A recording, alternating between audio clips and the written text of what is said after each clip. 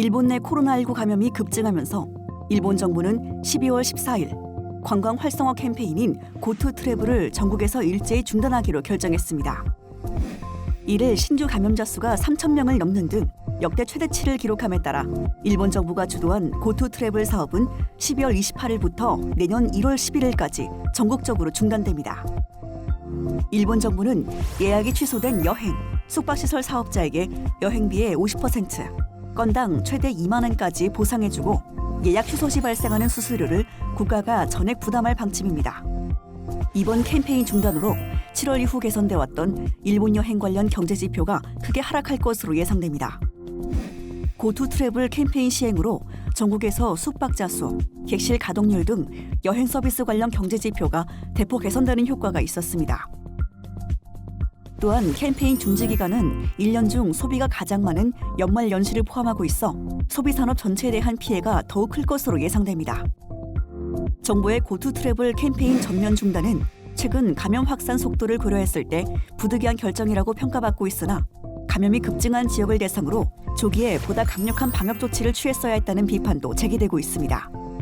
또한 지역사회 감염이 미미하고 지역별 GDP가 낮은 지역에서는 고투 트래블 캠페인의 파급 효과가 비교적 커왔기에 캠페인의 일률 중단에 대한 불만도 제기됐습니다.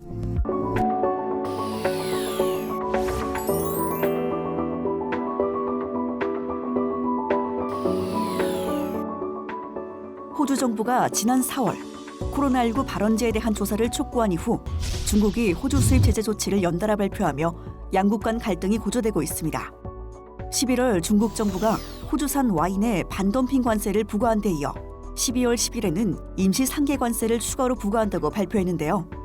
중국은 5월 호주산 소고기의 일부 수입 중단을 시작으로 보리, 석탄, 면, 목재, 랍스터, 와인, 구리, 설탕 등으로 수입 제재 대상 품목을 확대하고 있습니다.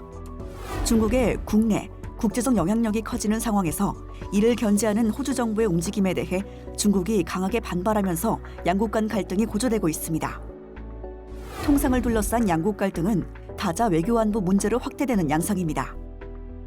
최근 호주는 자국 내에서 중국 견제 정책을 추진함은 물론이고 중국과 관련된 주요 국제 이슈에 대해 미국, 영국, 캐나다, 뉴질랜드, 이른바 파이브 아이즈와 함께 반중국적 의견을 내세우며 국제사회에서 다자로 중국과 대립하고 있습니다. 양국 간 갈등 고조로 호주를 대상으로 한 중국의 양모, 꿀, 과일, 유제품 등 수입 제재 조치가 더욱 강화된다면 호주 경제에 미치는 영향은 클 것으로 전망되며 양자 갈등이 다자 갈등으로 확대될 것으로 우려됩니다. 12월 호주 정부는 중국이 부과한 호주산 보리 반덤핑 관세에 대해 WTO에 제소하겠다는 입장을 밝힌 가운데 주요 동맹국인 파이브 아이즈가 현재 중국의 호주 대상 수입 제재에 대한 공동 대응을 논의 중인 것으로 알려졌습니다.